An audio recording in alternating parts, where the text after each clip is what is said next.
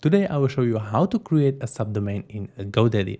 I will walk you over 4 different scenarios. Each one works in a very specific case.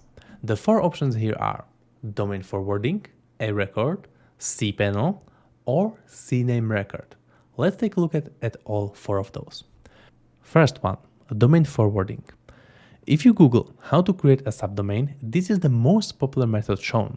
Go to GoDaddy, Domains, DNS, and click on Forwarding. Under Subdomains, click on Add Forwarding. In the first field, enter your new subdomain name, for example, forwarding. And under Destination URL, enter your existing domain.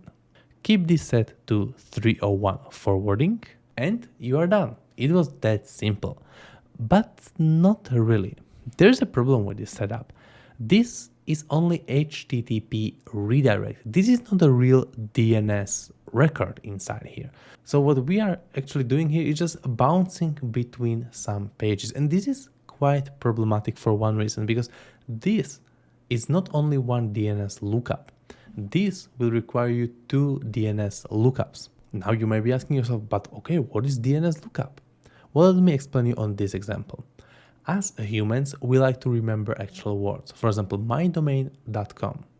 But computers, they like numbers.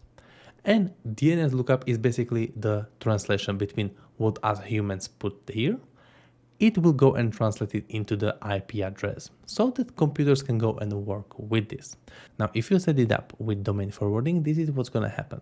Somebody goes and type in your subdomain. They're going to click enter. In there, the first DNS round is in action. So what basically they are doing is they are looking at for your subdomain name, what is the correct IP address? And they will go and start loading that. But they see 301 redirect that, okay, we need to go from this IP address to this website URL that we have specified. And then for this website URL that we have specified, we need to go and run another DNS lookup to go and find the correct IP address. So we can see it was duplicated. In reality, what it's going to cause is that your loading speed is going to be way slower. It's between 100 to 500 milliseconds, the difference that can be caused by this. It doesn't sound like a lot, but in terms of loading your website, it really is quite significant.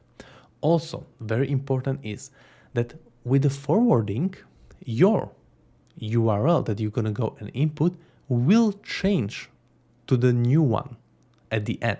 So this is not ideal if you want to actually go and show the actual subdomain the whole time. Now, in terms of SEO, search engines are also going to go and treat this as content that has moved somewhere else. So when do you want to go and actually use this option? Well, forwarding is really good. For example, if you have multiple misspelled domains, you can go and use it in that case. If I'm trying inside here, going to Amazon, but I misspelled it, click enter, you can see it redirects me to correct Amazon. But importantly, with forwarding, you can see the new URL is automatically the good one. And this is something that you want in those cases. Also, if you have just came from some rebranding, or if you are consolidating multiple domains to point into one specific place, in that case, forwarding and creating subdomains with it is really good. Other than that, I wouldn't recommend it. Next one, we have a records. This is the most popular option, how to go and set this up. In the same advanced DNS screen, click on add new record. From those types, let's choose a type. In this field, just write the first part of your subdomain and add the IP address as the value. And that's it. This is the real DNS record. So we are basically saying, if somebody inputs this value, go to this specific IP address. It's really that simple. Now you might be asking yourself, okay, but why in your example, you don't have IP address? Well, you see, for this tutorial, I have bought once again completely new domain with GoDaddy. And by default, they are pointing this new domain not to specific IP address, but to website builder site. So in this case, we cannot go and use IP address. But if you are, for example, pointing this towards the hostinger, in that case, you will see the specific IP address. If you don't see your IP address inside here and you want to go and check what is your actual IP address, Just Google any DNS lookup inside Google, go to the option, put there your domain name that you are trying to go and search, and click on lookup.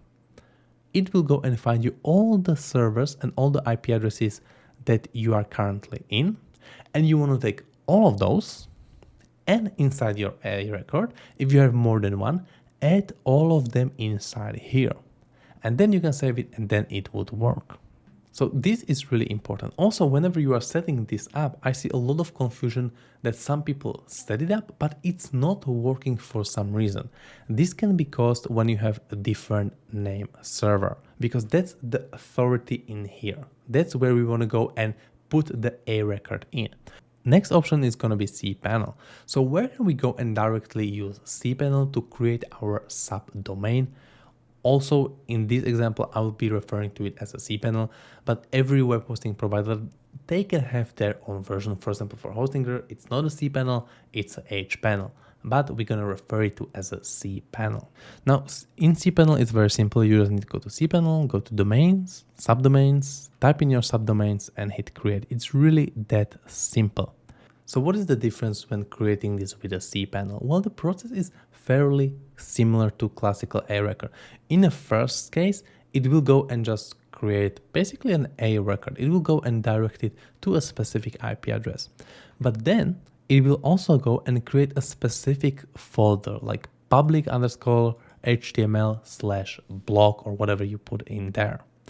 And then it go and connects the folder to the specific subdomain. So server will also actually knows what to go and serve there. So this is really good if you want to go and have it independent on its own. A lot of people will go and try to do it with the cPanel, but again, please be careful. If you are in a situation that you have a GoDaddy account and you are connected to, for example, Hostinger, you need to go and check which name server are you using. If you are still using the ones on GoDaddy and you will create with hPanel a completely new subdomain, it will not work because the authority is still where name server is. So in this case, you need to go and create a record for your subdomain. This works really well, the cPanel, if you have, for example, GoDaddy domain and GoDaddy web hosting. If those two things are the same, it's really good to go and use cPanel in these cases. And then we have option of CNAME record. When to use this? You see, in many cases, a host will not give you a fixed IP address you can go to. So we cannot go and use a record in this case. So we need to go and use CNAME record. So where can this happen? It can be, for example, if you're connecting it to Shopify. Where I personally use this a lot is when, for example, I'm creating a website using Google Site. In that case, I cannot go and have a specific IP address because Google Site doesn't provide this to me. I have to do it via CNAME record. And it basically works very easy. So inside Google Sites, I will have this option. I need to verify that I'm the owner of all of the domains. So I will do it by importing txt record. That's very simple, just copying what Google gave me. And then in a second step, I will just go and create new CNAME record.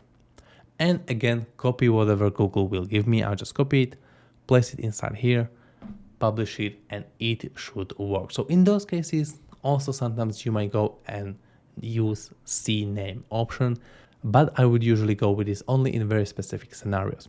So those are all 4 options. Just to recap it really quickly. Domain forwarding, I wouldn't even recommend it if you are really wanting to go and create a subdomain. The best option is going to be A records. If you have, in easier scenario, you have your domain and web hosting in the same place from the same provider, just go and do it via cPanel or their alternative. Or if you're using a specific platform, for example, Google Site, in that case, you need to go with a CNAME record, but you will see this whenever you want to go and connect the domain from that platform. They will go and specifically say that to you.